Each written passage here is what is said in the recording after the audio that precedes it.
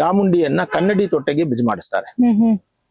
ಈ ಕನ್ನಡಿ ತೊಟ್ಟಿ ಅಂತಂದ್ರೆ ಏನು ಅಂತಂದ್ರೆ ಅಲ್ಲಿಂದ ಮುಂದೆ ಇನ್ನೊಂದು ಜಾಗಕ್ಕೆ ಬರುತ್ತೆ, ಅಲ್ಲಿಗೆ ಚಾಮುಂಡಿನ ಬಿಜಮಾಡಿಸ್ಕೊಳ್ತಾರೆ. ಇನ್ ಮುಂದೆ 9 ದಿನಗಳ ಕಾಲ ಪೂಜೆ ಇಲ್ಲೇ ನಡೆಯುತ್ತೆ ಕನ್ನಡಿ. ಅಲ್ಲಿ ವಿಶೇಷವಾಗಿ ಪೂಜೆ ಮಾಡ್ಬೇಕು ಅಂದ್ರೆ ಅಲ್ಲಿ ಜಾಗ ಸಾಕಾಗಲ್ವಲ್ಲ, ಅದಕ್ಕೆ ಇಲ್ಲಿಗೆ ಬರ್ತಾರೆ.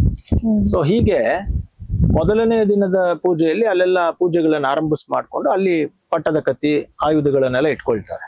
ಅವರದೆಲ್ಲ ಅವರ ಪರಂಪರೆಯಿಂದ ಬಂದಿರೋದು. ಒಂದು ಚೇರಲ್ಲಿ ಅವರ ಆಯುಧಗಳು, ಇನ್ನೊಂದು ಚೇರಲ್ಲಿ ಒಂದು ಆಸನದಲ್ಲಿ ಚಾಮುಂಡೇಶ್ವರಿ ಅಮ್ಮನವರು. ನಿತ್ಯ ಪೂಜೆಗಳೆಲ್ಲ ಸ್ಟಾರ್ಟ್ ಆಗುತ್ತೆ. ಅಲ್ಲಿ ಏನೇನು ಪಾರಾಯಣ ಅಂತಂದ್ರೆ ಚಂಡಿ ಪಾರಾಯಣ ಅಂದ್ರೆ ಮಾರ್ಕಂಡೇಯ ಪುರಾಣದಲ್ಲಿ ಬರುವಂತಹ ಈ ದುರ್ಗಾ ಸಪ್ತಶತಿ ಅಂತಿದೆ, ಅದರ ಪಾರಾಯಣ. ಅಂದ್ರೆ ಅದರಲ್ಲಿ ಏನೇನು ಯಾವ್ಯಾವ ಅಸುರರಿದ್ರು, ದೇವಿ ಹೇಗೆ ಅವರನ್ನ ಸಂಹಾರ ಮಾಡಿದ್ಲು ಅಂತ ಬರುವಂತಹ ವಿಚಾರಗಳವೆಲ್ಲ ಅದನ್ನ ಮಾಡ್ತಾರೆ. ಅದಾದ ನಂತರ ಇಲ್ಲಿ ಪೂಜೆಗೆಲ್ಲ ಆರಂಭವಾಯಿತು. ವರ್ಣಗಳನ್ನ ಕೊಡ್ತಾರೆ, ಅಂದ್ರೆ ಅದಕ್ಕೆ ಬೇಕಾಗಿರುವ ಬ್ರಾಹ್ಮಣರು ಅವ್ರನ್ನೆಲ್ಲ ಬಂದು ನೀವೆಲ್ಲ ಇನ್ಮೇಲ್ ಮಾಡಿ ಅಂತ ಇದ್ ಮಾಡ್ತಾರೆ. ಇವರು ಪೂಜೆಯಲ್ಲಿ ಪಾಲ್ಗೊಳ್ತಾರೆ. ಇಲ್ಲಿ ಪೂಜೆಯನ್ನ ಮುಗಿಸಿ ಅಲ್ಲಿಗೆ ಮೊದಲನೇ ದಿನದ ಆರಂಭದ ಪೂಜೆ ಆಗುತ್ತಲ್ಲಿ ಸ್ಟಾರ್ಟ್ ಆಯ್ತಲ್ಲಿ ಪೂಜೆ. ದುರ್ಗಾ ಲಕ್ಷ ಜಪವನ್ನ ಮಾಡ್ತಾರೆ.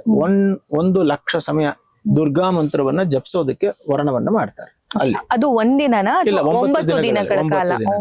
ಅದು ಇವತ್ತು ನಿಮ್ಗೆ ಕೊಟ್ಬಿಟ್ರೆ ಅದು ಮುಗಿಸ್ಬೇಕು. 10,000 20,000 5,000 2,000 ಹೆಂಗಾದ್ರೂ ಮಾಡ್ಕೊಳ್ಳಿ, ಒಟ್ಟಲ್ಲಿ 1 ಲಕ್ಷ ಅಲ್ಲಿಗೆ ಮುಗಿಬೇಕು ಪೂರ್ಣಾಹುತಿ ಅಷ್ಟೊತ್ತಿಗೆ. ಅದನ್ನ ಮಾಡ್ತಾರೆ.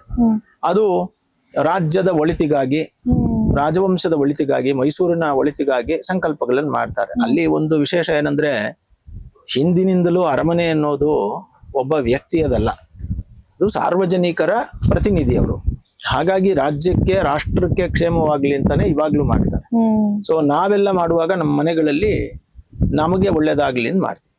ಅವರು ಮಾಡುವಾಗ ಯಾವಾಗ್ಲೂ ರಾಷ್ಟ್ರಕ್ಕೆ ಸುಭಿಕ್ಷವಾಗ್ಲಿ ಅಂತಾನೆ ಮಾಡ್ಬೇಕು. ಅದೊಂದು ಕಡ್ಡಾಯವಾದ ಒಂದು ನಂಬಿಕೆ.